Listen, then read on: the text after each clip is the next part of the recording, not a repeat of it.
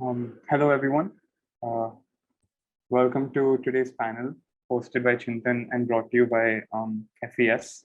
Um, Firstly, I'm Yash, and a bit about Chintan as we introduce the panel and the panelists. Um, Chintan Environmental Research Action Group is a nonprofit that works on sustainability through the lens of solid and hazardous waste and air pollution. Chintan reduces waste and consumption, manages solid and electronic waste, and advocates around materials, waste, and consumption. It uses waste as a tool to fight poverty, child labor, gender based violence, and exclusion and climate change while creating green livelihoods. Chintan pushes back and combats unsustainable consumption, very shortly put. A bit about me. I work as a coordinator for plastic and waste on Chintan's advocacy and policy team. And okay, now moving on without any further ado to the webinar itself. This is the sixth and final webinar in a series. The first webinar was on fashion and circular economy in India, and the second one discussed technology's role in making the fashion industry circular in India. The third webinar introduced us to sharing economy, and the fourth one discussed the prospects and future of scaling up the sharing economy. The last one explored furniture and circular economy, and today we will look at what progress the world has made in circular economy and plastics. For today's discussion, we have a very eclectic panel, and even though there are differing values and some we don't align with, we are excited to listen to the different perspectives on plastics and the circular economy from our panelists. And this webinar series has been made possible by FES. I'm sorry if I'm getting the pronunciation of the name wrong, but the Friedrich Ebert Stiftung is a non-profit German foundation committed to the values of democracy and social justice. With this webinar series, FES would like to create a nuanced and progressive discourse for social, economic, and ecological transformation with gender justice and climate justice at its core. In the post-pandemic world, societies and economies need to rethink and innovate more sustainable ways of doing business that is less extractive. The world has seen that interference with biodiversity has a significant impact on human health. Circular economy offers an exciting possible avenue for increased sustainability and equity. And this path has been envisioned by Chintan and supported by FES for a very long time. Now on to plastics. Plastics have made a big comeback during the pandemic, and few believe that it is possible to reduce it with either outright bans or just erstwhile regulation. While existing aspects of regulation, such as extended producer responsibility, are expected to continue, the challenge will be to find ways that take into account public fear of disease, to find ways ahead to reduce plastic consumption, and explore ways by which the circular economy can provide a pathway ahead. Now, thank you all for joining us. We will have a 35 to 40-minute discussion with our panelists, and then we will open it up to an audience Q&A. Please only post your questions in the Q&A box and not the chat. And feel free to use the chat box to introduce and to talk to each other. And now on to Nityapriya, who will be introducing the panelists themselves and be moderating the session. Thank you, Yash. Welcome one and all. I am Nityapriya Subhash. I'm a lawyer by profession and I work with Chintan on many of their initiatives on a pro bono basis. I will be moderating this session today. Without further ado, let me introduce our speakers before we start our discussion. We have today Ms. Divya Tiwari. Ms. Tiwari is a passionate proponent of sustainability through resource circularity. She is currently a principal scientist and advisor at Saahas, which is an organization founded in 2001 with a focus on developing and propagating sustainable waste management practices to drive a circular economy. Ms. Tiwari graduated from IIM Bangalore with a PhD in supply chain management. She also has a bachelor's degree in chemical engineering. At Saahas, she has led various programs across the country for urban and rural areas, focusing on community mobilization, stakeholder management, setting up environmentally sustainable waste management systems, smart tech-based program monitoring systems, and development of policy framework for wider adoption and institutionalization of these initiatives. Welcome, Ms. Tiwari. We then have Dr. Shilpi Kapoor. Dr. Kapoor is a trained economist and has over 12 years of research experience in the field of environment and natural resource management. Currently, she is a senior fellow at the Energy and Resources Institute. Before joining TERI, she completed her PhD in economics from Washington University in St. Louis, USA. Ms. Kapoor has worked on multiple projects and research assignments on a wide range of issues, including sustainable consumption, sustainable production, resource efficiency, circular economy, and natural resource revenue management. Her work has spanned many sectors, including plastics, automotives, solar PV, tourism, and e-waste. Her work also focuses on policy research, awareness generation, and capacity building, and designing sustainable business models. Welcome, Ms. Shilpi Kapoor. We also have Mr. Amit Saha. Mr. Saha is the founder and CEO of PRO India. In his previous roles as a business manager, he has led various business transformations and change management initiatives, policy advocacy, sustainability, and climate plans for companies at global and regional levels. In 2018, Mr. Saha founded PRO India with the aim of bringing littered plastics back to give it a second life and create value out of them. It is a social but for-profit enterprise. It aims to clean India by creating circular economies using plastics as currencies. Welcome, Mr. Saha. We also have an additional panelist from the Enviro Legal Defense firm, Mr. Soumitra Jaiswal. Mr. Jaiswal is a senior associate at Enviro Legal Defense firm and has obtained his law degree from Amity Law School, Noida. Since then, he has been part of ELDF and has been working in the field of environmental law. He has assisted in handling various cases, such as the landmark case titled Vardhaman Kaushik versus Union of India, where the issue of air pollution was comprehensively adjudicated before the National Green Tribunal.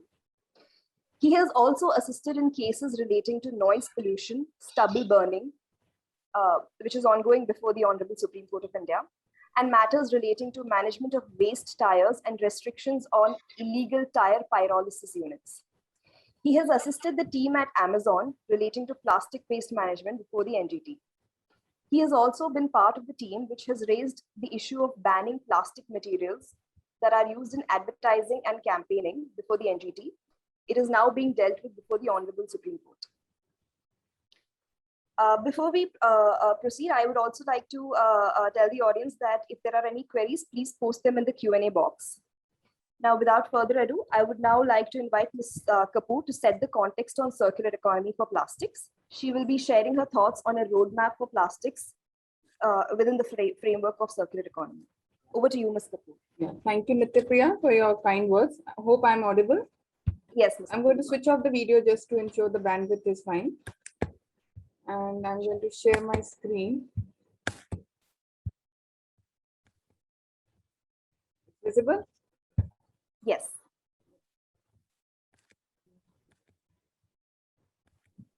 What I'm basically going to present is a work which on the topic of circular economy for plastics, and also some of the findings or takeaways from our work which we did in terms of creating a roadmap for fostering circular economy for plastics in India. So I work with TERI, as Nitya introduced. And in terms of why plastics and circular economy, since I was the first speaker, I thought maybe I should contextualize it a bit. So in terms of circular economy, just wait, I think, yeah. So plastics, as we all know, is the major manifestation of polymers. They are inexpensive, lightweight, versatile, and durable, and actually they are recyclable. Why they are not considered as non-recyclable is basically the way in which the plastic waste is found. So I think we'll discuss a bit more on that, and Mr. Saha would be able to shed more light on that too. In terms of its application, they spread across various sectors. So packaging being the most predominant application, and within packaging, the classification is made as rigid and flexible. And in current pandemic days, as I think Yash also emphasized, there's been indispensable role of plastics in our daily lives. So the use of PPEs, which we saw, and the packaging material used by e-commerce and food delivery, I mean, for safety and hygiene reasons, completely reiterates the point that at this point, plastic is indispensable. So not just in COVID times, but also currently with no alternatives with functional equality equivalence existing, plastics is something which we cannot do away with. The plastic packaging, which is mostly single use, of course, is thrown within minutes after unpacking. So that again poses a lot of challenges. We did a small estimation just to arrive again at how much of a plastic consumption in a year can be associated with kind of throwaway within the year itself, and how much does go into circulation. So packaging is one of the key uses, but of course there are other uses, like we have toys made of plastics, electronics are plastics. So the estimate suggested that 42% stays in circulation, so with a lifetime of greater than a year, but 58% comes out as waste within the year itself. So which actually points towards the quantum of waste which we generate for plastic. In terms of the impact which this causes, so we see mismanaged plastic waste, both in the form of littered waste, there's open burning which happens, waste is found dumped at GVPs or landfills. There are a lot of concerns now and actions around marine litter. There's also emission from not just production use of plastics, but of course the open burning and the littering which happens at the end of life. It does pose a threat to biodiversity, and there are also impacts seen on land degradation, impact on food systems and others. So why bring in circular economy? Circular economy by definition includes three key principles, which is design out waste and pollution. So plastic waste and the pollution associated with that can actually be designed out. There are opportunities there. Keep products and materials in use. And third is regenerate natural systems. So circular economy can help keep the value of plastics in the economy without leakages into the natural environment. In terms of its contribution or potential contribution, plastic recycling, which we kind of all are aware of, is a major contributor to the circular economy in India. There are the main form in which the recycling happens is what we can call as cascaded recycling, or commonly also it's called downcycling. So plastics are recycled, but generally into lower value applications, and this is predominant. And in terms of technical methods, it's mostly done through mechanical routes. But what we also, or at least what we would like to move towards also in longer run, is closed loop recycling, where you preserve the value. Recycling of plastic preserves the value. So, but currently its applications are limited, though there are things happening and experiments happening, particularly for polymers like PET. But this does not undermine the fact that recycling is happening, and we should not, I mean, it's important to keep in mind that downcycling should not be always taken in a negative context. I mean, it is currently generating, yes, probably products with a lower value, but say PET to textiles, at times textiles are more expensive than PET bottles, but the idea is the value is getting regenerated without it getting lost in the environment or leaking out. There's also potential for reutilization of plastic waste, which can foster circularity. So through repurposing, which we see through use of plastics in road, plastone blocks, making of decorative items and artifacts, lumbers and tiles, there are companies which are doing this. There's also value recovery. So if plastic waste can be used as fuel in cement kilns, or plastic can be converted to oil, things are happening in this direction. However, there are concerns linked to reutilization also, which need to be addressed. So for example, there is literature and which talks about cleaning process of the plastic when it's used in the roads can lead to leakage of toxic materials. So in terms of the circular economy, what I would like to emphasize through this diagram is basically that the circularity potential exists across the value chain. So you have the upstream, midstream, downstream. So downstream, of course, it is through managing the plastic waste in the right manner, channeling it for recycling, reutilization. But upstream too, there are opportunities in terms of using sustainable raw materials. They are bringing about design changes, using secondary raw material to substitute virgin raw material. At the midstream stages in terms of applications which are done and how the consumption happens, and then of course the downstream. In terms of challenges to plastic circularity, which was one of the topics which was assigned to me, there are many, but of course they are solvable as if we move ahead together. So the first most important point is that the way segregation of waste happens in India in particular and many other developing countries, it leads to a lot of contamination of plastic, which is there in the waste. So which again inhibits the proper management at the end of life. In rural areas, of course, segregation hardly exists. There's unorganized and informal recycling which happens. So most of the recycling which I had mentioned happens in the informal sector, which results in a lot of environmental issues. And of course, with inefficiency also resulting. There are a lot of these input streams and pure recycled types of plastic, which have large variation in additives, which also need to be addressed. Chemical recycling requires a lot of investments, R&D, which is going on, and hopefully in future we would see more of chemical recycling also happening. Occupational and health hazards exist with waste collection. There's lack of enforcement of waste collection and disposal. Open dumping is commonly seen, and many other challenges which are listed. Of course, there's also awareness and knowledge gaps. So the plastic roadmap, which we came out with few months back, basically tried to look at the entire value chain, identifying the key demand side and supply side potential for plastic circularity. The key objective was to decouple plastic production from virgin fossil feedstock, incentivize plastic recycling and reuse, and reduce the damage by plastic litter while decreasing unnecessary plastic consumption. So this was the broader objective which we had formulated while we were working on the roadmap. The roadmap strongly emphasizes the transition requiring key stakeholder collaboration, financial support, etc. And I'll delve into detail later. Also, the roadmap when designed was based on extensive consultation with key stakeholders, including industry representatives, urban local bodies, civil society. And just to acknowledge also that the roadmap was supported by Children's Investment Fund Foundation, CIF.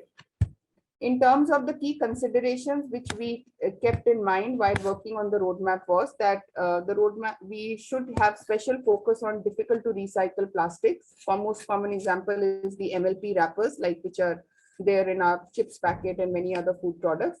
It's also important to understand the lickability, retrievability, and recyclability of plastic, particularly the packaging waste. So it's not just whether it can be recycled or easily or not recycled, but also can be, is it highly certain types of plastic waste, is it has higher potential for lickability or a lower potential for retrievability from the stream. Polymer science perspective to be assigned is extremely important, especially like if we have to think of developing alternative monomers, polymers, additives using green chemistry. There are a lot of existing good practices and models. It's important to replicate and scale up. The setting up of pilot projects and demonstration activities for newer innovations should be promoted. There's need for improved rural plastic waste management, given that now the plastic penetration is significantly also made its roots into the rural areas. There are a lot of policy instruments. I mean, we are familiar with SUP ban, penalties, etc., which are there, but it's important to revisit them, strengthen them, and expand their scope. EPR, of course, is being mostly talked about a lot in context of plastic. And then what it requires is the need for a more holistic focus and along the entire value chain. So the producer responsibility or the other stakeholders' responsibility should not be just at the end of the value chain, but the responsibility should also materialize in terms of when the product is getting designed, use of recycled material, design of leasing models, etc. Financial and physical investment is required. Stakeholder coordination and collaboration is also required. Political acceptability and financial viability of these actions play a key role in the uptake of the actions. And the actions which we then brought in as part of the roadmap, we are suggesting that they need to be measured and monitored over a certain timeline. So some actions can be initiated immediately with a time frame of 0 to 2 years. Others could take a longer time frame, and some could take time frame as high as greater than 5 years. So I've just pasted a snapshot of the key objectives and the key action categories which we came out with in the roadmap. And yeah, so basis the objectives. So one objective was to design solutions which use bio-based polymers, substitution of virgin polymer with recycled polymer, dematerialization of plastic products, increase supply of good quality plastic feedstock, invent, innovate, and encourage alternative uses of plastic. So there are different actions which we have proposed, and within those actions, examples and sub-actions which have been proposed. I will not get into detail, but I'll again just show you a snapshot of some of the actions. So under the objective 1, The actions include incentivizing sustainable material use. So there could be differentiated taxes on use of virgin versus recycled material. There could be earmarking of tax revenue for reinvestment in the plastic sector, including enhancing plastic collection, recycling infrastructure, etc. There should also be focus on circular designs on plastic products. So for that, it's important to develop design standards for key plastic packaging products, standards and test and certification to provide consistency, transparency, and on the quality of recycled material. That's a major issue, that recycled material, even if it's there, there is no way to assess its quality, and with no certification standards existing, it poses a challenge. Similarly, we have a set of actions under the second objective, and again, the report is available on net.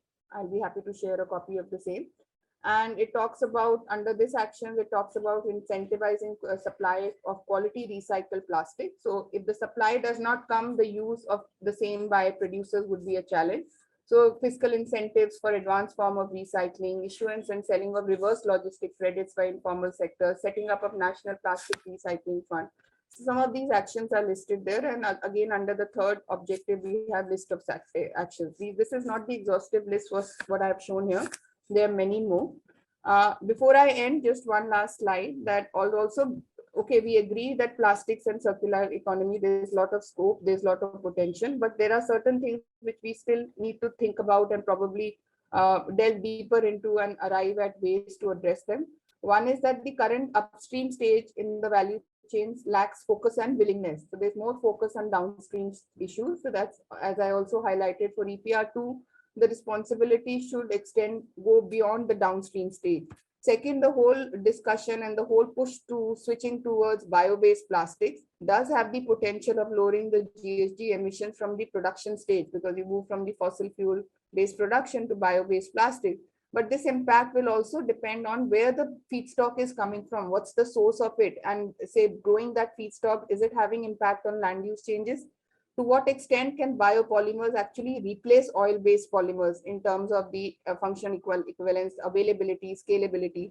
Alternative to plastic packaging do not always come without its environmental issues. So suppose we think of moving from plastics to cardboard as a packaging material, there are issues linked to tree plantations expanding to new territories and biodiversity getting replaced with monoculture of these trees.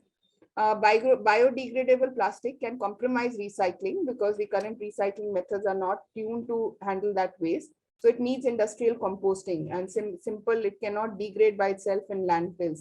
Also, biodegradable plastic will also have additives added to it. So what would happen to that in case we push towards biodegradable plastic? Second last point is that business profits versus environmental responsibility when considering, say, circularity aspects like product life extension. I mean, Apple comes out with these versions every now and then. I mean, would a company like Apple be looking towards extending the product life and compromising on its business profits? We don't know. And also, it's important that in context of circular economy, the emphasis on just transition is there, which will need responsible innovation, careful planning, and minimizing trade-offs. Just to give you few examples, there are a lot of challenges which MSMEs may face in terms of moving on to circularity path, both in terms of access to infrastructure, finance, market. Circular products also, there could be issues linked to their easy availability, affordability. Then the lot of recycling which happens for plastics actually makes these products which are catering to the demand of poorer sections of the society, like these buckets and utensils made out of plastic waste. So if we think about how to take forward the circularity agenda, some of these issues really would play a key role. And this is just this is the last slide, sorry. And this is how can we as citizens contribute. I mean, we can reduce our consumption of plastic where possible, demand for products made using secondary raw material or recycled plastic, reuse plastic products until you can go longer, return responsibly when you have buyback, take back schemes, segregate waste, collect plastic waste, responsible disposal, repair instead of throwing away, build awareness amongst your friends and family, acceptance of product as a service, and hand over plastic waste responsibly to avoid littering. I mean, this is a clipping which shows where that when we open our milk packet, if we put in that extra effort to ensure that the small part does not go disassociate from the milk packet, we can actually prevent the littering of that smaller pieces which don't get collected later. Similarly, in an annual beach cleanup event run by the Ocean Conservancy, it was shown that plastic bottle caps were the third most collected item. So when we dispose of our plastic bottles, we should ensure that the cap is along with that. Yeah, thank you from my side. Thank you, Ms. Kapoor. This is a really useful and context that you've set to help us understand what are the challenges that plastics face when it comes to bringing them within the framework of circular economy.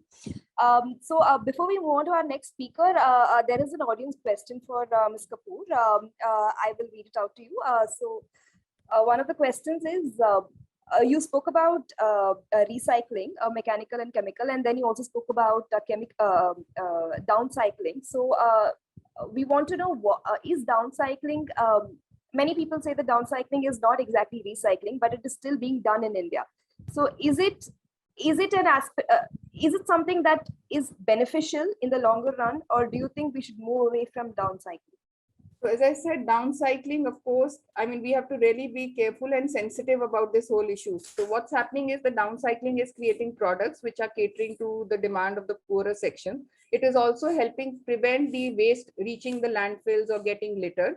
In the pure circular and economy terminology, the product, the same say plastic product, is not getting recycled into the same product. It is getting recycled into another product, but it's addressing a lot of the issues which the circular economy aims to move towards. So I personally don't see an issue. I mean, I would not take downcycling in the wrong sense or in a negative sense. Yes, with time, if chemical recycling comes, I mean, starts, there's enough investment, there is enough technology which is there, we move away from the pilot levels to actually commercial levels, then that can help generate material, I mean, can help us generate the polymer back, and then we can use it for any purpose. But before we also move from downcycling to say we don't downcycle, then what do we do with that waste? I mean, there are these questions which we need to address. So that's why it has to be, I mean, one has to look at it in a more broader context and with a more open mind. Thank you, Ms. Kapoor.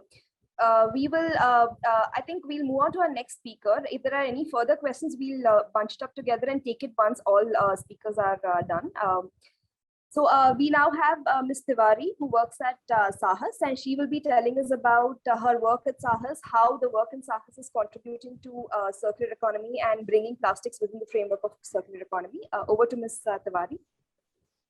Yeah, thank you, Nityapriya, and thank you, Shilpi, for setting the context. Lot of points have been covered.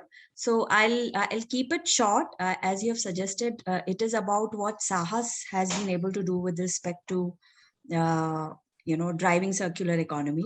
Saahas was founded about 20 years ago, and our tagline was "Nothing is waste." So the circular economy was the driving principle when the organization was founded.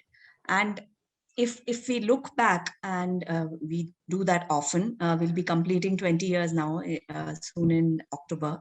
There isn't too much that we feel very excited about. That if we look at how we have performed with respect to achieving circularity, we wouldn't rate ourselves too high.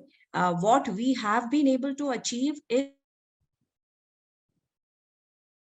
preventing waste from going to landfill. But what is happening to the rest of the waste? There are big question marks. Yes, food waste, whatever food waste that we collect, it has very nice circularity to it, because most of it is composted or it is sent for biogas plants, where again you are able to recover energy, and the sludge that comes out is used for fertilizers in the plant. So there is a proper loop. We eat food, we compost, and it goes back for making food. So the circularity is beautiful in the food waste. So that 50% is being addressed. But if I look at various other categories, and especially plastic, the performance is quite poor. We had done some studies to look at how much of it is is getting recycled, and the plastic numbers for us are quite poor. If we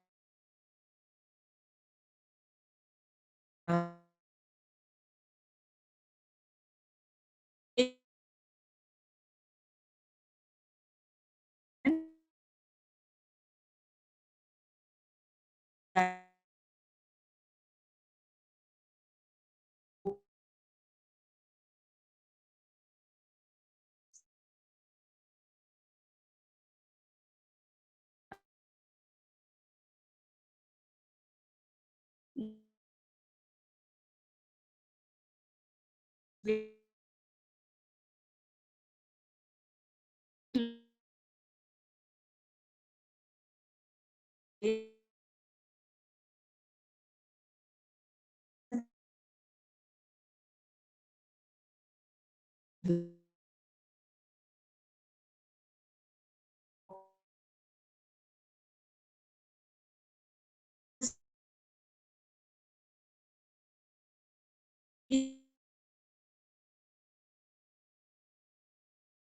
is not recycling, and it is certainly not how it is looked at in, from the circularity principle.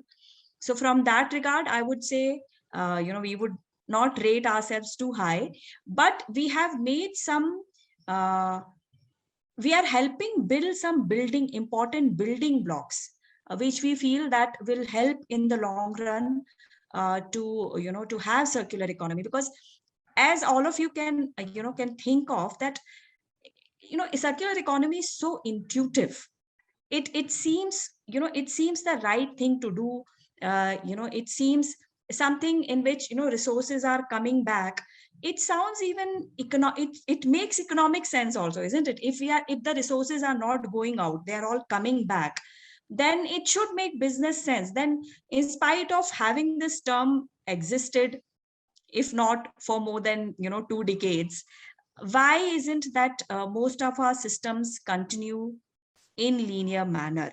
It is because it's not that easy. There is a system, there is an industrial system, and there is an economy that we have built, which has been optimized for linear.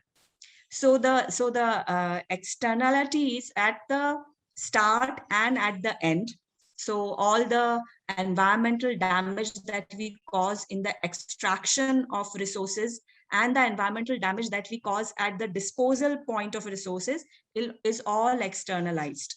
It is all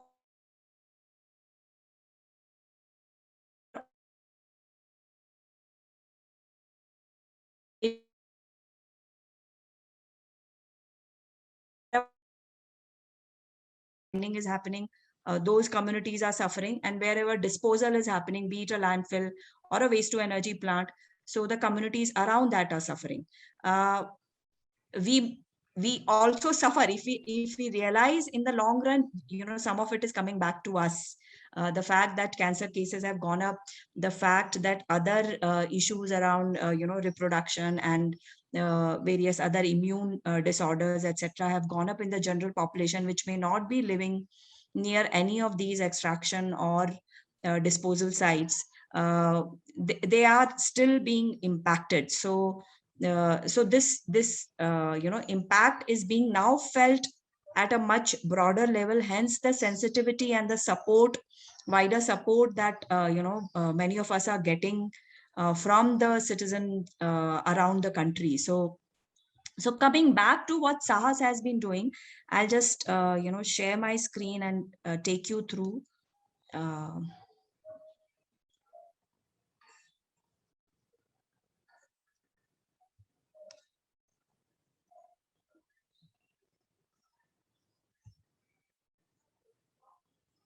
Can you see my screen?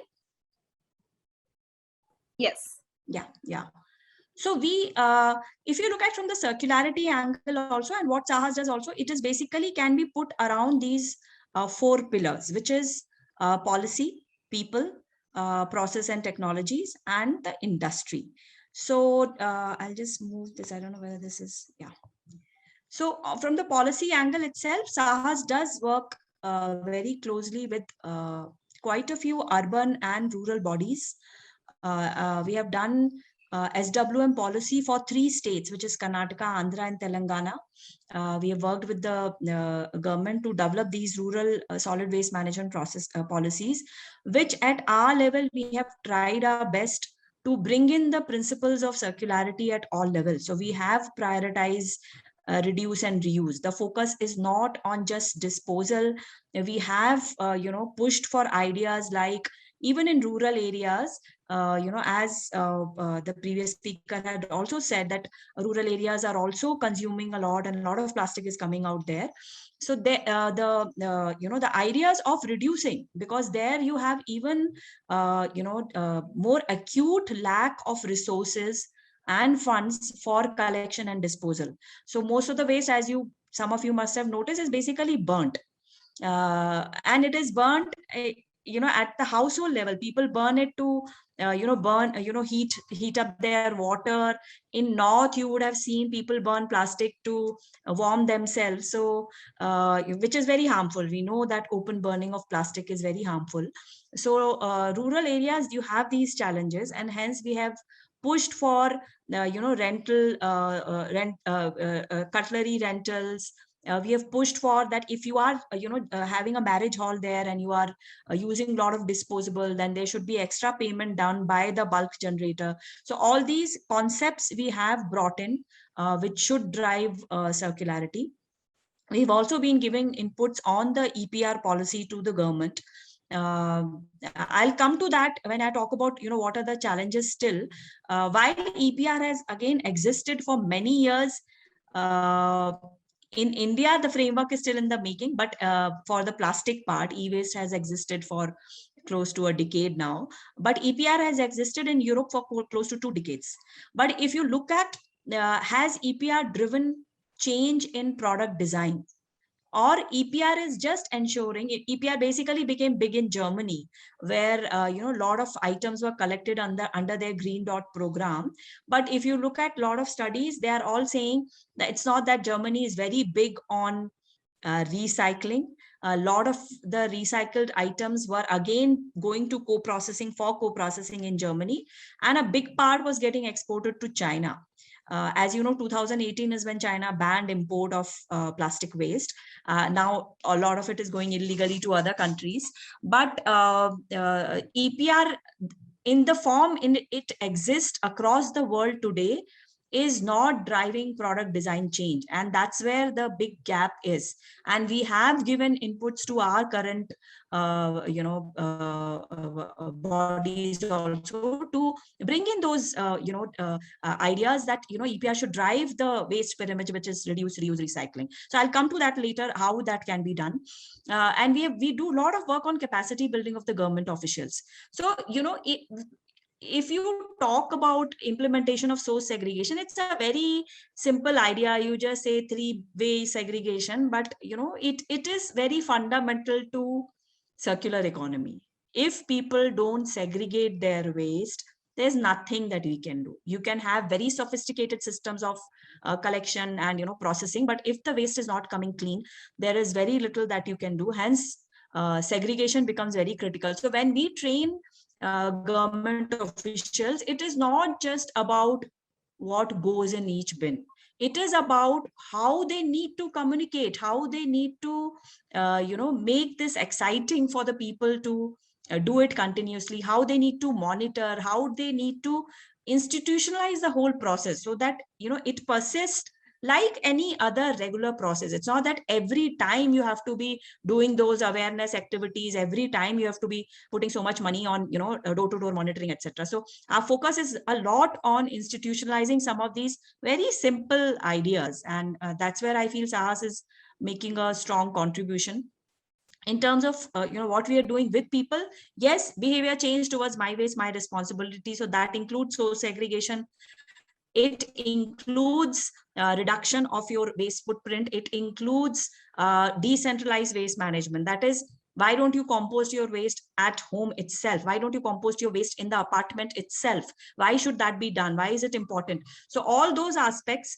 But now we are putting a lot of emphasis that you should not stop engagement with this issue at individual level.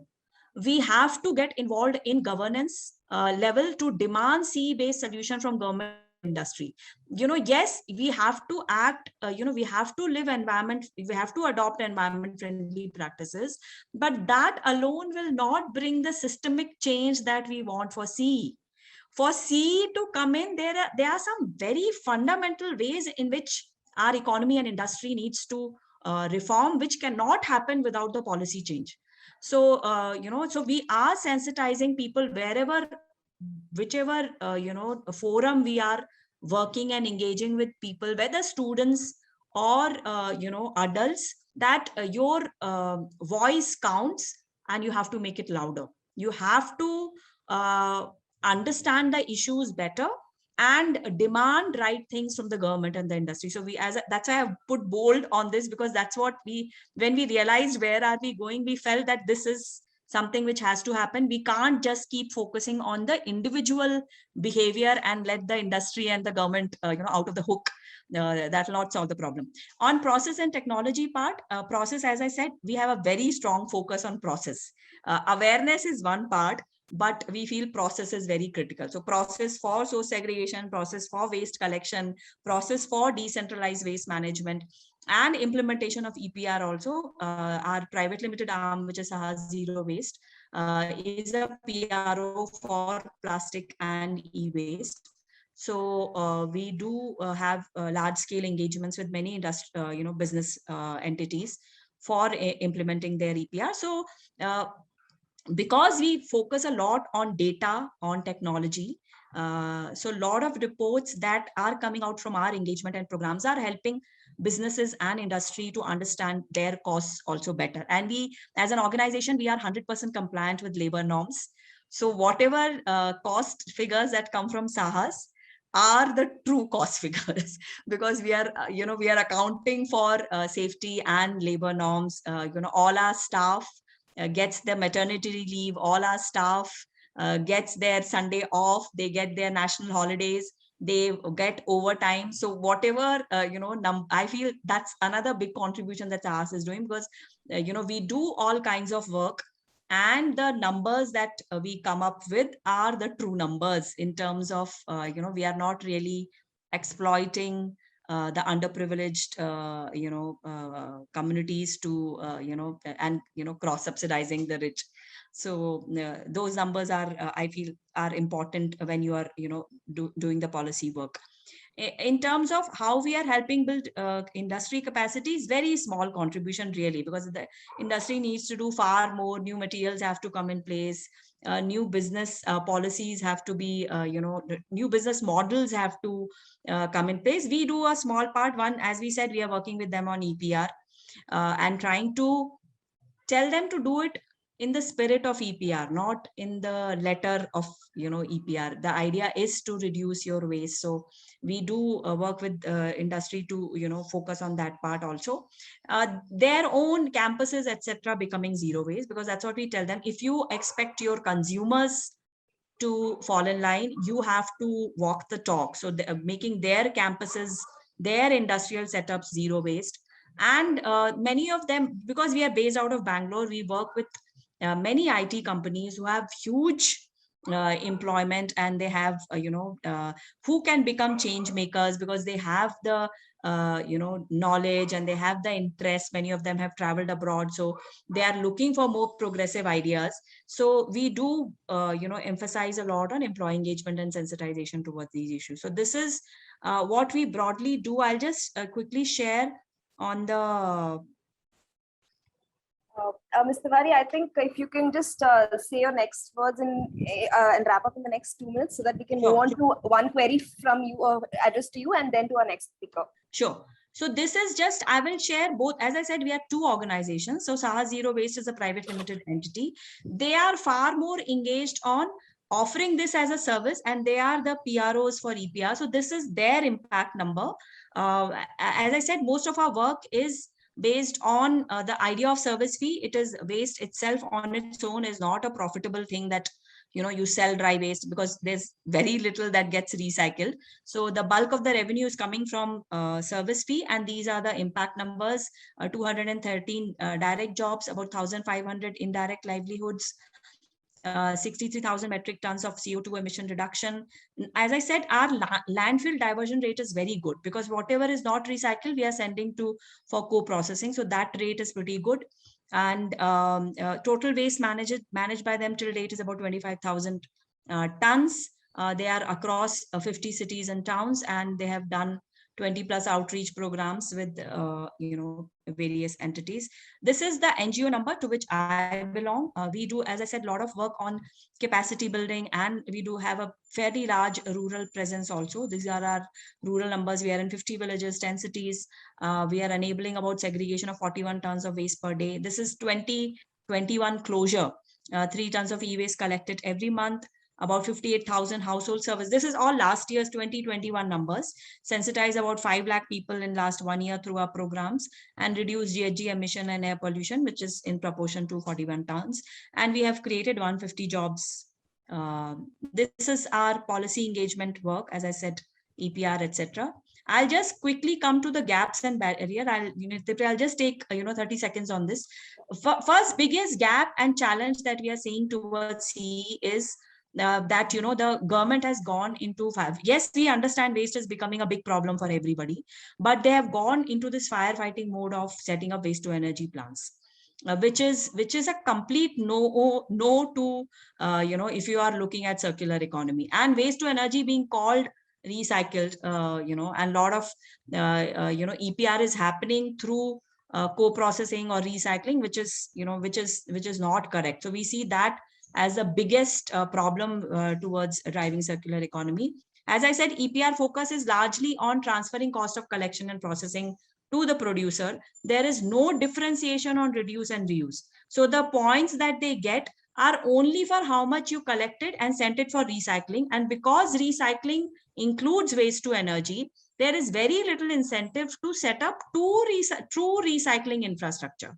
So that has to be called out. It has to be differentiated, that if PET is getting recycled versus laminate, which is going for co-processing, the two items need to be treated differentiated. They need to be differentiated. Otherwise, what is the incentive for the industry to go for more recyclable materials and not everybody shifting to laminate, which is the case. We have seen in last 10 years how much laminate packaging proportion has gone up compared to, say, cardboard or PET or pure plastic materials. There is lack of long-term signaling by the government. They keep wavering here and there. They'll ban this, they'll pull that out. So government has to come up with like a long 10-year plan, break it down. It was good that the recent ban that has been introduced has been done in a staggered manner with some warning, because there are livelihood associated with disposable single-use items also. So you need to give time to the industry to be able to get their act together. And for that, a long-term policy is very critical, which we are seeing is not happening. A lot of product designing happens in other countries. It doesn't happen in India. And that's where things will change fundamentally. So even today, we, as the previous speaker spoke, Shilpa spoke, that Apple keeps designing these products which are, less repairable, less maintainable. So how much can India do sitting here? Because designing is happening all outside. In India itself, because we have such a wide country, we have huge aspiration and priorities of people. So this is, I'm talking from the angle of when we are trying to sensitize people to demand this. Some of them are living in such dire states. For them to look at climate change, greening of economy is asking for too much. Their day-to-day life is so difficult that for them to look 20 years long term, it becomes it. Other big gap that we see is the toothless Central Pollution Control Board and other. These are the key monitoring bodies for waste collection, for EPR, for any other kind. And if they have no power, what's then capacity also? Every state pollution control board has some 4 people for monitoring entire waste management for the state. So these bodies need to be trained better. They need to be equipped better. They need to have more rules, the more power provided, so that they can act and control things on the ground. And lack of capacity in government and administration. They need to, I think, collaborate more aggressively with the with the experts. We see that happening. They are reaching out. As I said, the consultations are happening quite frequently, but how much is it getting processed is a question. So that we feel is because people are not coming from this background. They are IS officers coming with the arts degree or a commerce degree. For them to understand the nitty-gritties, technicalities of something like CE becomes a challenge. So I'll end here. You can tell me the question, Nityapriya. Yeah. Yeah, thank you, Ms. Tiwari. Thank you actually for doing the work that you're doing and diverting waste from landfills. It's really important. And so one of the questions that was addressed is, so given that there is lack of source segregation, and given the state of recycling in India, and considering most of it is mechanical recycling, and also given the ill effects of co-processing generally, what do you think is the best way to deal with plastics, post-use plastics right now, given the state of is it mechanical recycling or? No, we actually feel, because even mechanical recycling is polluting. You should go and see when the plastic is melted. I have seen it personally, what kind of fumes come. And as Shilpi said, a lot of it happens informally. Yeah. So it is polluting. Yes, it provides livelihood. But from the pollution angle, we feel co-processing is right now the best bet for many reasons. One, these are plants which are already existing. It's not that you're creating a new infrastructure like waste to energy. These cement plants are already existing. They are already producing cement using coal, which also has a huge environment footprint. So in place of coal, you're burning this. Cement plants operate at high temperature, not because they need to operate it for environmental conditions. Okay, that's where shortcuts happen. Waste to energy plants should be running at 1000 degrees centigrade. They operate at 500, 600 degrees centigrade, where pollution levels are much higher. But cement production, the temperature has to be 1200 degrees centigrade. So because the inherent temperature inside the chamber is so high that the pollution generation is less. And calcium as a material is a very good absorbent. Lot of stacks, if you look at chimney stacks, they are coated with calcium because it's a good absorbent material. So it does absorb a lot of pollutants. So looking at everything, we feel co-processing is the best option right now compared to mechanical or chemical recycling of post-consumer plastic. Right. Thanks, Mr. Tiwari, for this very useful information and your presentation. We will now move on to our third speaker. We'll have Mr. Soumitra from ELDF, who will share some thoughts on the state of legislation generally, EPR, when it comes to circular economy. Over to Mr. Soumitra Jaiswal. Thank you, Nityapriya. Thank you, Chintan. Thank you, Friedrich Ebert Foundation, for this opportunity. And I will directly jump to my presentation.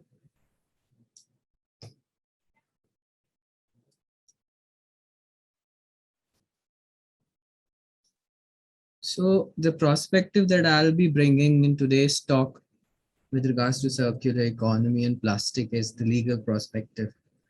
I'm a senior associate in Enviro Legal Defense Firm, which is a law firm exclusively dedicated to environmental issues and cases.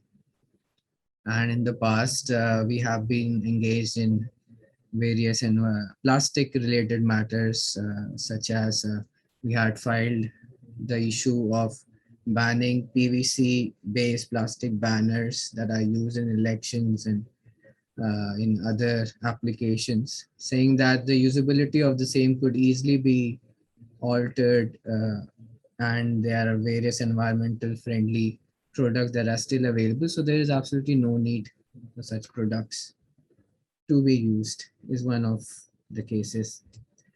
So when we talk about circular economy and plastic, the primary legislation that is presently existing is the Plastic Waste Rules of 2016. And I'll be only sticking to this slide because the whole circular model drawn up by the legislation under the rules is what I'll be focusing in. What all players are there, what all stakeholders are there, what all segments are there in the model, and how is the legislation expecting the economy and the stakeholders to function in order to ensure that whatever is produced, whatever is used, and whatever is generated is optimally circulated back in the economy and in a sustainable manner, in a manner that cannot be said to be of an overexploited category, overexploitation of resources or our habits or just the carefree nature of how today's economy and our needs is working. So the three segments, of course, the three stages of this circular model, which we have categorized, is the first category being the introduction of plastic materials. So this includes all the players who are bringing in plastic product in the economy, starting from the manufacturer. So the Plastic Waste Rule 2016 at the manufacturing stage brings in two terms, which is manufacturer and producers. Both of them have been deferred under the Plastic Waste Rule. So manufacturer is the person who basically is producing the raw materials for production of plastic products. So right from the stage when naphtha is produced from oil refining and it is taken and created into plastic resins. So that is the plastic raw material. And then that raw material is then given to different producers for producing various products such as plastic sheets, multi-layered packaging, bottles, so on and so forth. One more thing which is important to be explained under the plastic waste rules is that producer, the definition of it not only includes these entities, these units which are taking the raw material from manufacturers and producing various products, but also entities who are bringing in plastic products in the country, and also the brand owners such as McDonald's, such as Intel, such as mm, uh, for example, Goenga Infrastructure Company. So all of these players, whoever is dealing with plastics, all are also included in the definition of producers. For example, Amazon and Flipkart, when they are sending products to your homes in packaged material, would also fall under the definition of producer. So the users of plastic material for commercial purposes are also producers. And then I just highlighted that CPCB and SPCB, the plastic waste rules, and district magistrate and deputy commissioner, all of these have to ensure that the provisions of the rules which are applicable to the first stage stakeholders are implemented. The main power is with CPCB and SPCB, and they can have the assistance of district magistrate and deputy commissioner of the respective jurisdictions. So in this stage, if we talk about manufacturers, the EPR mechanism, which is a mandate under plastic waste rules, extended producer responsibility, the term itself suggests that the responsibility of the one introducing the product in the market is the one who is responsible of ensuring that it is not ultimately goes out of the cycle and ends up somewhere which is harmful to the environment or the health of the people. So that is the basic principle of extended producer responsibility. And the plastic waste rule, for some reason, have not included manufacturers under extended producer responsibility, but only producers. That means that the person who is producing the raw material for the ultimate production of plastic products is not responsible, and only the producers are responsible. So that is a gap under the 2016 rules. Another gap that is in the 2016 rules is for extended producer responsibility for a value chain of a single product. For example, a person who is manufacturing a plastic sheet, and then that plastic sheet goes to a manufacturing unit which converts it into a packaging material, and then a printing is done on it, and ultimately that is used by an entity, for example Flipkart, for packaging it and then giving it to the final end consumer. So as per the definition, all these players are producers, but there is no accountancy as to what each player of that same product line will have as a ratio of responsibility for that ultimate plastic that is generated.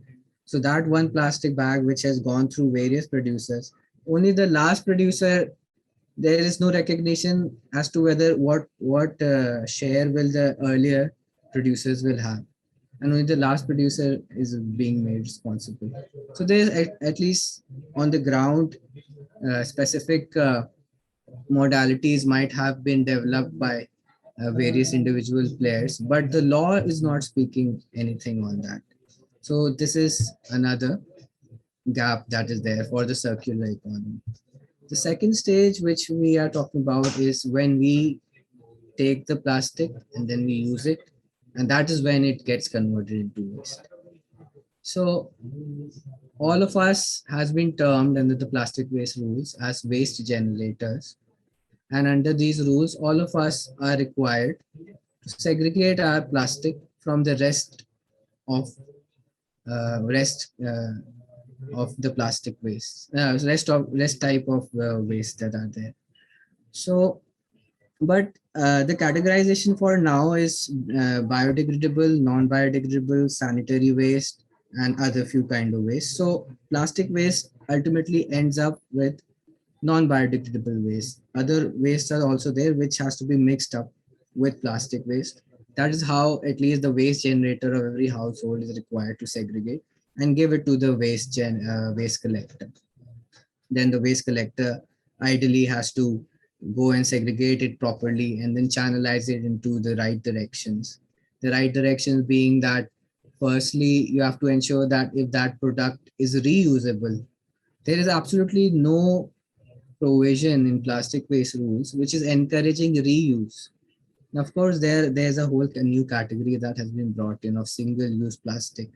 The name itself suggests that once you have used it, it's no more usable. But if we think about it a little with more clarity, many of these single-use plastic are actually reusable. Plastic bags are reusable.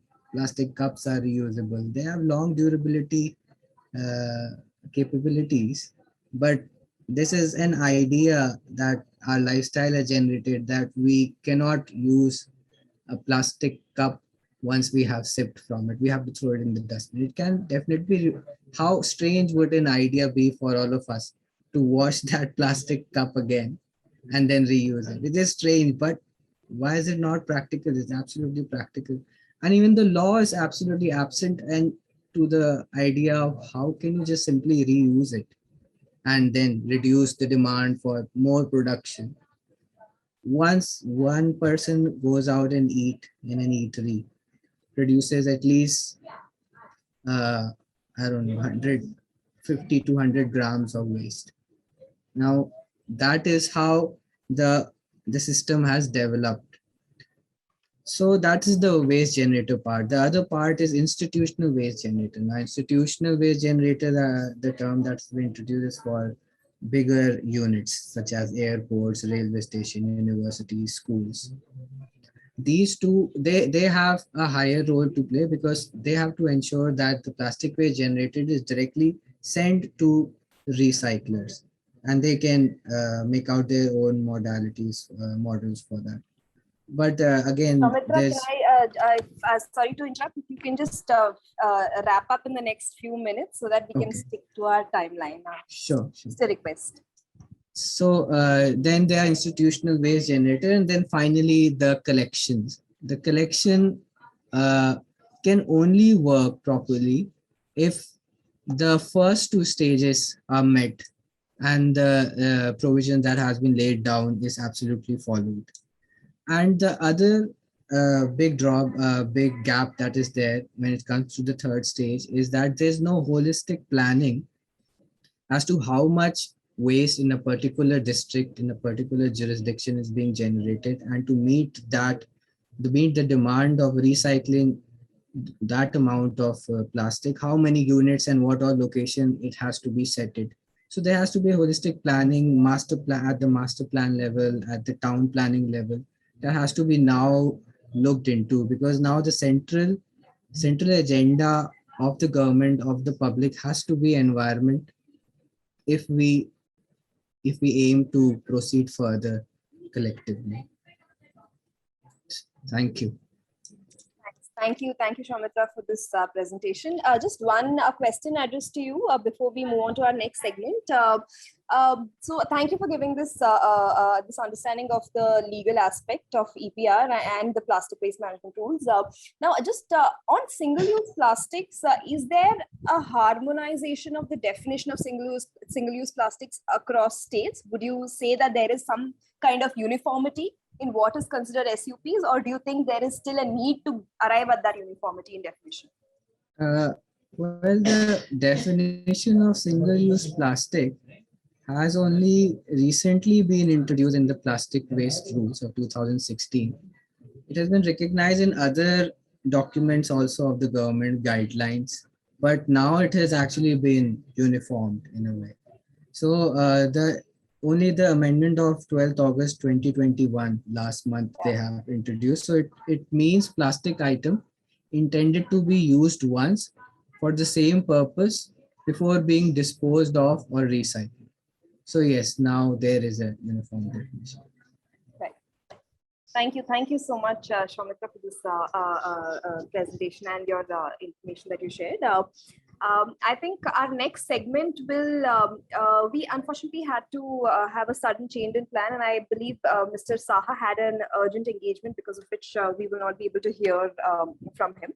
So we will move on to, before we move on to taking more audience queries, I would ask if there are any queries from the speakers to other speakers. If any of the speakers here have anything that you want to address to the other panelists who spoke today.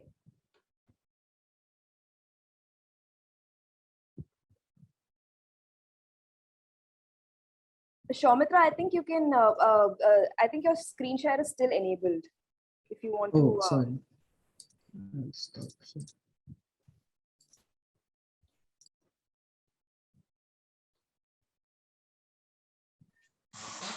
Yeah, I'll be keen to hear more from Soumitra, regarding his cases, and if there is time, it'll be interesting to hear that. Right. Shamitra, if you could just answer those maybe succinctly in the next 3-4 minutes, that would be great. Yeah. So that. Okay. So one of the cases is which I mentioned initially was related to banning on PVC products. It's a case which we filed in NGT, Edwin Wilson.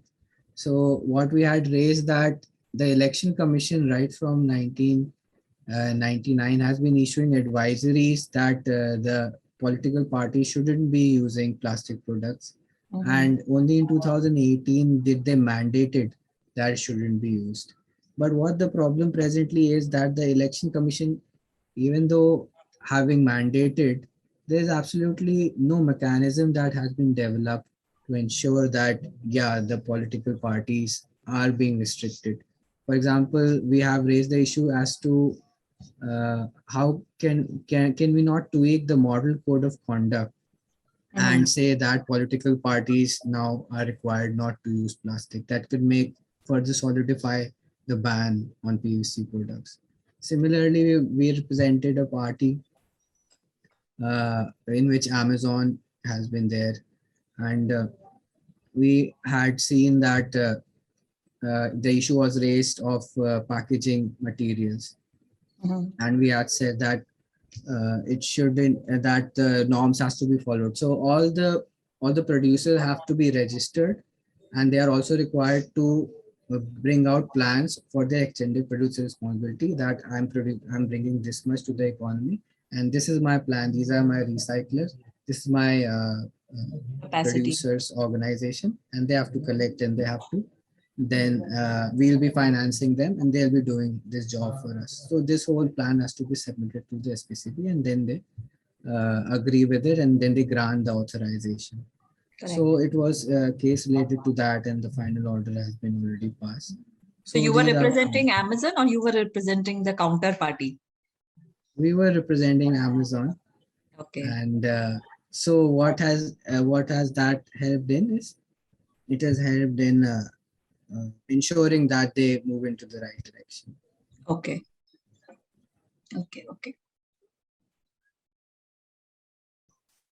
Thank you. Thank you. Any other queries from the speakers before we move on to addressing some more audience questions?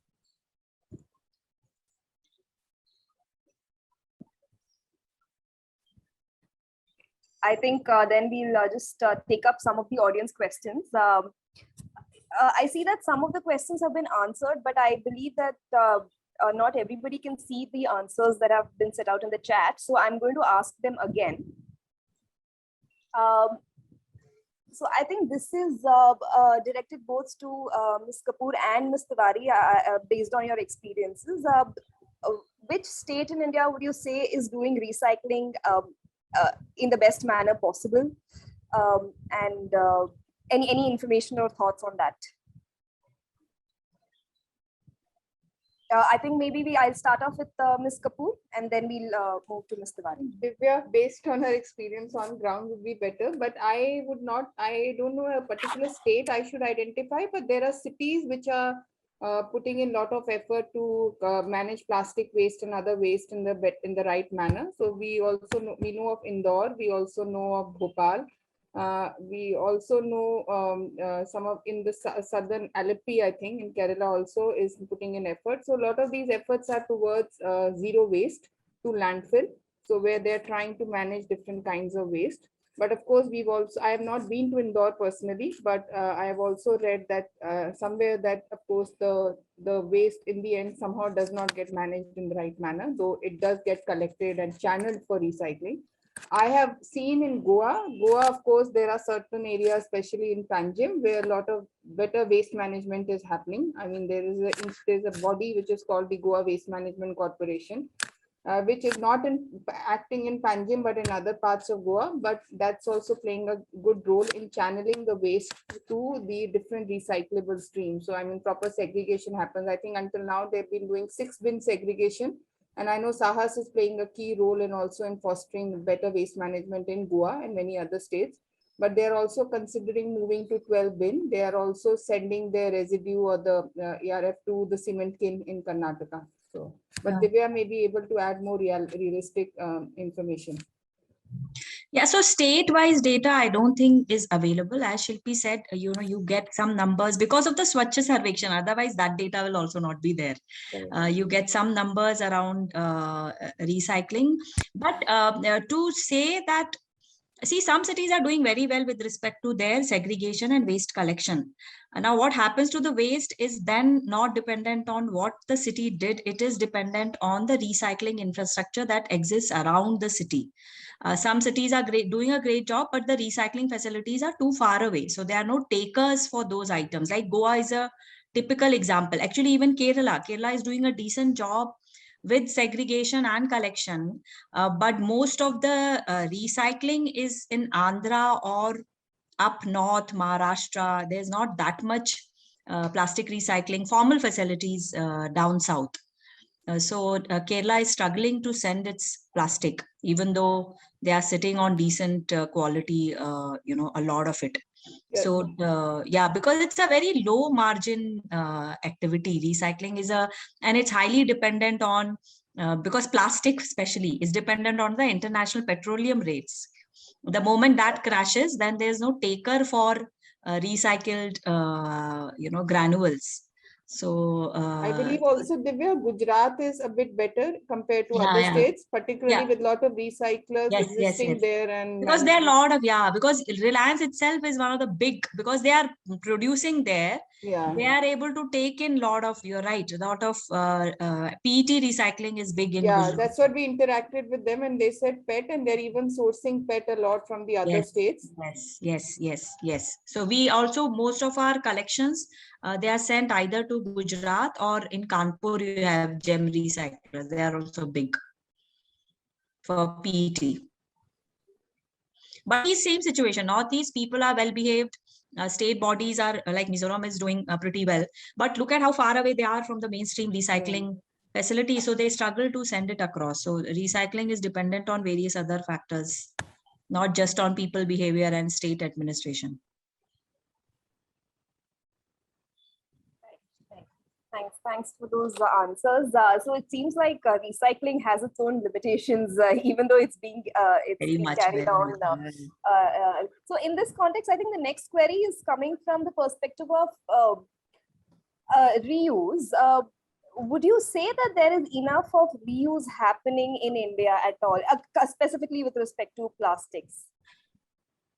Maybe we can take again follow the same Ms. Kapoor and then Ms. Yeah. Tiwari and Shaumitra, if you want to add anything, we can take it up. Yeah. Yeah, thanks, Nitya. So basically, I mean, culturally and traditionally, we are pretty much a reuse society. I mean, we have even smaller things like a PET bottle. Once we drink a cold drink, we don't generally throw it right away. We use it to store water, or the maid will take it to store water in her house. Similarly, with a lot of electronic goods, we don't just use them and throw them. We pass it on for second use.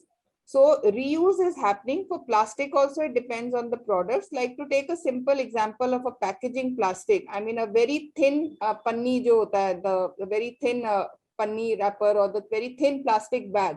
The reuse would be maybe once you get it, you get something in it, and the next day probably you will use it to throw your garbage in that. But a thick, say a plastic bag, which you get from one of these bigger retail chains, you generally keep using it for 3, 4, 5 times. You even have it with you after a year because the quality is good. So you may use it to put your plastic, your folders, papers, etc. when you're stepping out of the house.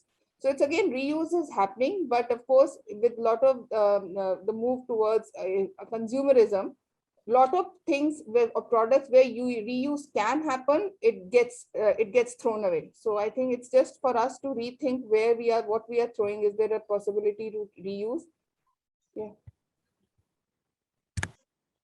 Yeah, I'll give an example which I often quote. It was an eye opener for me also. So typically when we start our programs, we tend to collect clothing and shoes. People are sitting, on piled up bags, shoes, and clothing, and they give it to us. And one or two collections, we get a lot of such items. We then did a program with a slum in Bangalore, in Puttenahalli area in South Bangalore. And there we realized that the flow of clothing, shoes, and bags didn't stop. We used to get so much clothing, shoes, and bags, which we rarely get from apartments. From apartments, we don't get mattresses, we don't get clothing, because everything is given to the maids, house help. And they can use only as much. They don't tell you on your face that I don't need it, I have enough or more, or they wear it once and then they give it away. But you see the sizes of their houses, they cannot store too much of stuff. So there we used to get so much textile, clothing and shoes and bags. We used to give, because this is all going for co-processing, and co-processing costs. We have to pay for the transportation and pay 1 rupee for processing. So our cost of operation for the slum was so high. Not only were they not giving us high quality waste, which is cardboard, PET bottles, but they were also generating a lot of this waste, which we have no destinations for. There's no taker for this.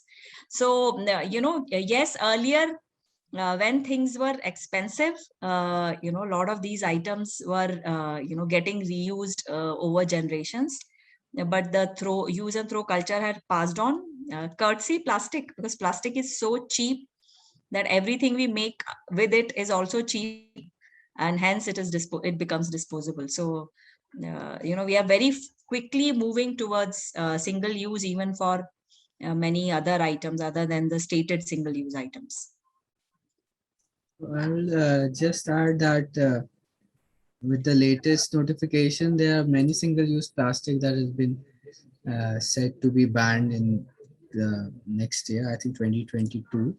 It involves earbuds and plastic sticks for balloons, plastic flags.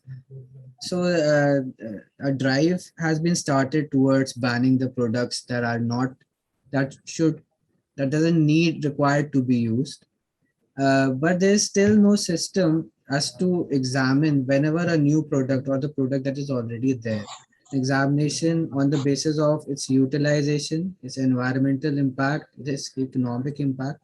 So there has to be a mechanism developed of assessing each product that anybody is saying that I'm going to bring this. It has to be assessment by the government. Okay, how necessary it is. Do you have where you will be using it? Is there an alternative there or not? And approve it or disapprove it. So something like that has to be. Right. I think hopefully, as always, implementation is a challenge in our country. So let's only hope that we can only hope that the new amendment on plastic waste management regarding single-use plastics are going to be implemented effectively, and they're actually going to be banned. Just one more thing before we wrap up at around 6:30.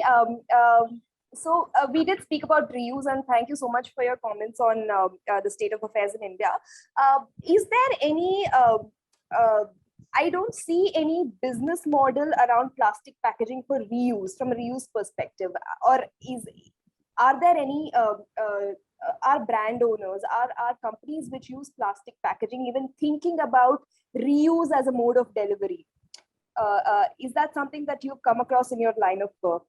Again, Ms. Kapoor and Ms. Tiwari, if you could throw some light on that, because I've been there is a lot of there are a lot of business models, at least in Europe, which talk about B2B and B2C reuse specific plastic packaging specific business models. Like, for example, there are delivery firms, food delivery businesses which use reusable containers to come and deliver your food, and that's a business model that is being developed. So do you see something like that happening in India, or is it at a very nascent stage? Where do you see India in terms of companies or brand owners who use plastic packaging adopting a reuse model in either B2B or B2C?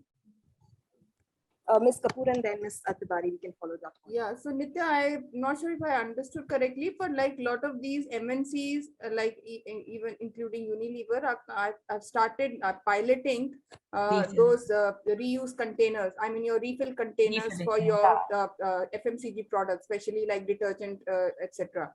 So, I mean, these are initiatives, but I don't think they're there at the national level. They're still at the pilot stage, and it requires a lot of, I mean, logistics to work this out. And also the clientele whom they would be targeting, it's not going to be the common man. So maybe people like us who drive down in cars with a container and can go to a, say, a Big Bazaar or a Nature's Basket and fill their containers and come back. But an ordinary man who walks through, I mean, carrying a container, bringing it back, storing that can be a challenge. So there are pilots running surely.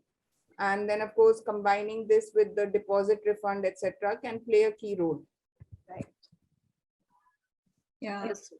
Yeah. So B2B, I'm sure there are, because we know of those, the barrels which are used for, selling chemicals. A lot of it does, I think, is collected back. So B2B, I think, because the packaging size is large, they are expensive, units, that must be happening. B2C, as Shilpi said, it is very minimal. In Bangalore, we know quite a few, which are again small scale, where they give you in refillable containers. They take them back, and you can bring it back. But I feel India is ready for taking these up, because like even the Unilever case, I think they are offering some discount. So if you bring your container there, they are giving. So if some, for some, it'll be a green cause, for some, it'll be an incentive. Now that incentive cannot be made bigger by just the reduction in packaging cost, because packaging is so cheap. So the government has to incentivize these models. They have to, because now somebody is offering at zero, packaging. Government should give some kind of tax rebate. That's where the incentive will be to make these solutions, large scale, involving all strata of society. Everybody's incentive could be something else, but for a large poor section of the society, it'll be good if tax benefits get passed on. Yeah, absolutely. Yeah, I think plastic being cheap is the biggest criminal. Exactly. True. Okay, I think we are nearing the end, but again, there's one more query that's come in. So do you, again, this is addressed to all of you, and we can follow the same order, Ms. Kapoor, Ms. Tiwari, and Mr. Sonatu Jaiswal. volume restrictions, India currently does not have any volume restriction laws on plastic. Do you think that is one of the things that we can aspire to, or that needs to be done? Do we need to restrict the amount of plastic that has to be produced in India? Because we cannot continuously keep recycling. It's just adding to the waste. So do you see a need for a mandate to reduce the volume of plastics that we produce? I think it will have to be demand generated. So if there's less demand for plastic products or plastic products made out of virgin material, then of course the supply would reduce. But just to expect by a mandate or by a law to reduce plastic, I'm not sure how implementable also it would be, or how would you enforce that? So I think, as I also mentioned in my presentation, if we as consumers can start rethinking that where can we reduce the plastic consumption. So some of it is going to be brought about now with these SUP bans, but other cases where we think we can reduce, where we can reuse, and where we can ask for reuse of more recycle. We give preference to products which are made using recycled material rather than virgin material. So that would bring about a reduction in the demand and then the supply. Right. It should be demand based. I get, yeah, understood. Yeah. Ms. Tiwari, do you want to add to that? I don't think volume ban exists anywhere in the world. Nobody has yet banned plastic production. Rather, US has invested big time into plastic production, which is becoming a big cause of worry because they are trying to make their revenue through plastic, the losses that they're going to have on fossil fuel. So that has not happened. It will be difficult. And from whatever we have read on plastic, it is not a material suitable for recycling. So if you ban it, where we know plastic has a lot of very critical life-saving applications also. So those, and some of the things could become very expensive if we didn't have plastic. So I think ban will have to be really thought through. We are, as an organization, we are not in big favor of ban because, ban then is like a very, it's like a hammer, you'll hit even the most vulnerable with that hammer. So we prefer that it should be a long-term policy. It should be driven through with a lot of thought. It should be a positive kind of action. So you give tax benefits instead of banning it. You give tax benefits. So that automatically, as Shilpi said, that automatically drives the behavior in the positive direction. And industry is also prepared. They know that in the long run, this is the direction in which we are moving. So they design products and packaging which follow the waste hierarchy. So that's what we feel is the right approach instead of banning production or banning products. Give the right signals to the stakeholders. And long term, you should give long term because these harsh actions, I don't think help anybody. If I may add, so we all are aware that plastic itself is not harmful, only our management towards it is harmful. So the only problem right now is... I don't agree with that. So we have serious reservations with the material itself. And we won't say that every category is harmless. You have fought for PVC. PVC is harmful. PVC so, I wouldn't give a blanket certificate to plastic. True. But generally, we have been applying plastic in various applications, and plastic as a product, if ultimately scientifically it is produced, it is managed and then recycled. And even from the production angle also, we focus on how to make it recyclable or reusable. The substance itself, if we start bringing in the sustainability part of it right from the manufacturing stage, with the idea of circular economy, the material itself can be managed even in the longest term, I'm saying. The only problem that we are facing today is firstly, those type of plastic which are actually harmful, and adding to that is its mismanagement, which actually is letting them getting spread on land and water. So in my point of view, we have to really bring down its injection in the economy and then manage whatever we have. And then whatever new things are coming, we have to make it more sustainable. So plastic itself, if we somewhat bring in the sustainability element in it, it in the long term could be managed. Yeah, but yeah, if there is alternative and that alternative is not demanding too much from the environment, that should definitely replace plastic. Thank you. It's been a really engaging session, and I think we're nearing the end. And I'd really want to thank Ms. Kapoor, Mr. Bari, and Mr. Jaiswal for taking time out of your busy schedules and being here and giving us all these perspectives. I hope that this past hour and a half has not been too wasteful, and we've been able to enrich each other's perspectives by giving by bringing out the nuances of each of our work. And thank you to the audience for having been here and asking all those questions. And well, have a great day, and thank you. And you can also catch all of Chintan's webinars on our website. Those will be available in case any of you are interested. And I think, yes, this is the end of the webinar. Thank you all, one and all, for being here. Have a Thank good you for evening. the opportunity. Thank you, Chintan. Thank you. Thank you. Thank you, Nitya. Thank you. Thank you, Devya, ma'am. Shilpi, ma'am. Thank you. Thanks.